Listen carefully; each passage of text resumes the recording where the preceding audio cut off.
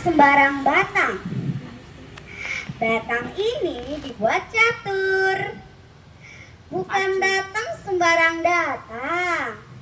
Saya datang untuk lomba bertutur. Dewan juri yang saya hormati, teman-teman peserta lomba yang sangat berbahagia. Assalamualaikum. Waalaikumsalam. Apa kabar? Alhamdulillah. Baik. Tentu saja baik ya, alhamdulillah.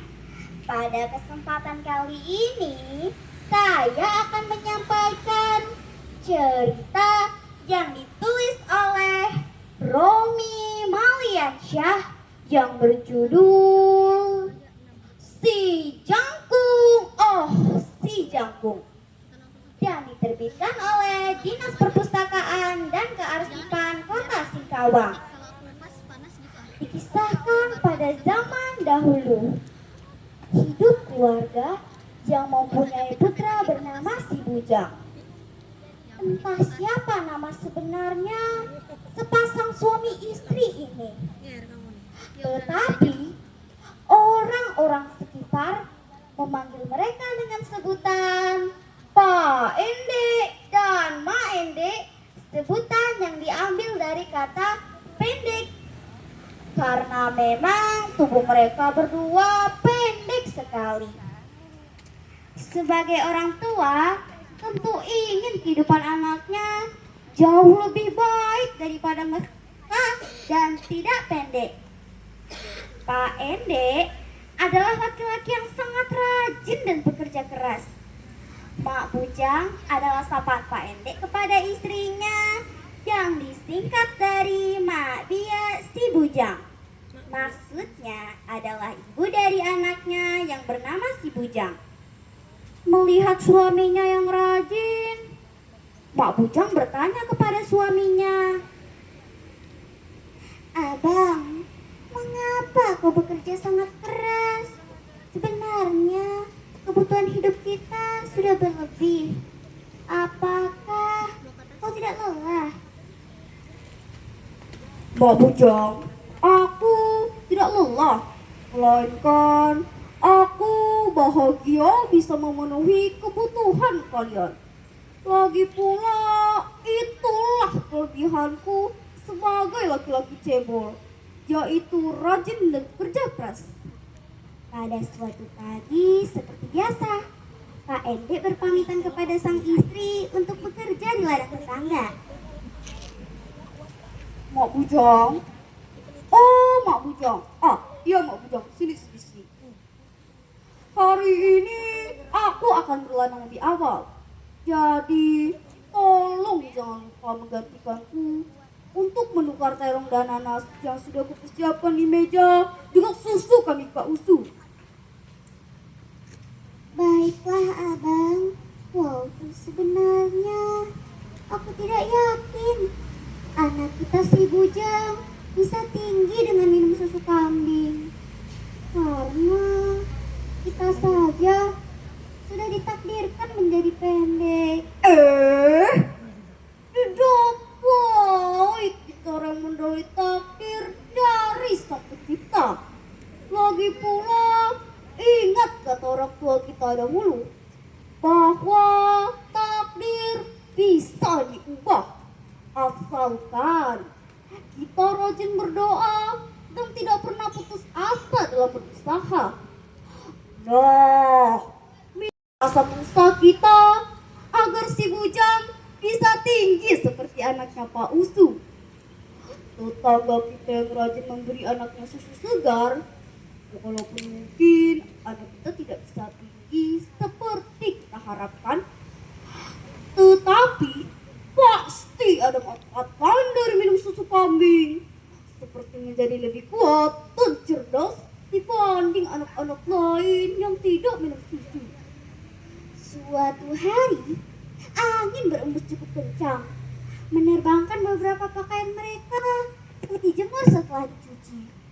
Pak Ende memanjat untuk mengambil yang tersangkut di atas pohon. Tiba-tiba ia terjatuh dan kepalanya terbentur batu. Seketika ia pun meninggal. Ma Ende sangat sedih atas kepergian suaminya yang mendadak. Teman-teman, kesedihan Ma Ende tidak hanya sampai di situ. Ia juga harus menghadapi mulut pedas tetangga mereka bergunjing. Bu, iya bu, sinilah bu, sinilah. Ada musik terbaru. Mungkin saja Kak Ede itu terlalu capek bekerja, makanya bisa terjatuh lalu meninggal. Iya betul sekali. Pasti itu karena permintaan istrinya yang ingin perabotan rumah yang lengkap dan bagus. Mama Malang, nasib Mama Ede menjadi janda. Entah siapa? Ya yang mau menjadi janda cebol. Lalu Ma Ende pun berucap, ya Allah, ya Tuhanku, mengapa mereka begitu? Apa salahku kepada mereka ya Allah? Namun aku tidak akan membalas mereka. Sebagai gantinya, kabulkanlah doaku. Karena si bujang tidak cebol dan punya kehidupan yang lebih baik daripada orang tuanya. Nah teman-teman, Ma Ende tidak ingin bersedih lagi. Tidak juga mempedulikan gunjingan tetangga. Ia bekerja keras untuk hidupnya dan si bujang. Di usia dewasanya, tubuh si bujang menjadi yang paling tinggi di desanya. Warga desa menggelarinya si Jangkung, yang disingkat dari si bujang yang jangkung. Dia adalah pria yang sangat baik hati dan peduli terhadap kehidupan sehari-hari penduduk desa. Suatu hari, desa itu mengalami masalah besar.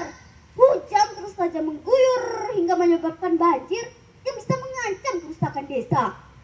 Dengan tubuh yang tinggi dan kuat, si Jangkung melompati air banjir untuk membantu penduduk desa. Dia mengevakuasi satu persatu ke tempat yang lebih tinggi. Karena kebaikan dan ketulusannya, si Jangkung dijuluki pahlawan desa. Warga desa mengabadikan nama si Jangkung menjadi nama desanya. Nah teman-teman, sementara itu Ma Ende mendengar berita putri cantik dari saudagar kaya yang baru pindah ke desanya. Putri itu bernama Nilimah. Keindahan, kebaikan hati, dan kekayaannya membuat banyak pria terpikat dan berbondong-bondong mendapatkan hati Nilimah. Lalu Ma Ende pun tersentuh dan berharap si Jangkung bisa berjodoh dengan wanita baik. Ma Ende menceritakan tentang Nilimah kepada si Jangkung. Rupanya si Jangkung juga terpikat dengan Nilimah. Si Jangkung berangkat menuju kediaman saudagar tersebut. Ketika memasuki halaman perkarangan rumah, si Jangkung disambut oleh saudagar yang terkejut melihat tubuh si Jangkung dan langsung menyapanya. Hoi, pemuda Jangkung, mau apa kau kesini? Sebelum masuk ke rumahku, perkenalkanlah dirimu dan apa maksud kedatanganmu ke sini. Ampun saudagar, namaku si Bujang, tapi orang-orang sekitar memanggilku dengan nama si Jangkung. Maksud tujuanku ke sini adalah untuk berkenalan dengan Nona Nilimah. Mendengar nama si Jangkung, Tuan saudagar sangat terkejut dan senang. Rupanya mendengar kisah pria muda yang bernama Si Jangkung. Tidak menunggu waktu lama, Si Jangkung dan Ning Lima pun menikah. Pernikahan mereka disambut gembira oleh penduduk desa. Mereka pun hidup bahagia. Nah teman-teman, itulah cerita Si Jangkung.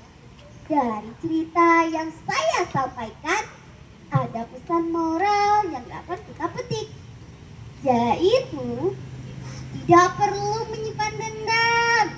Sebaliknya, kita ganti menjadi doa yang bagus.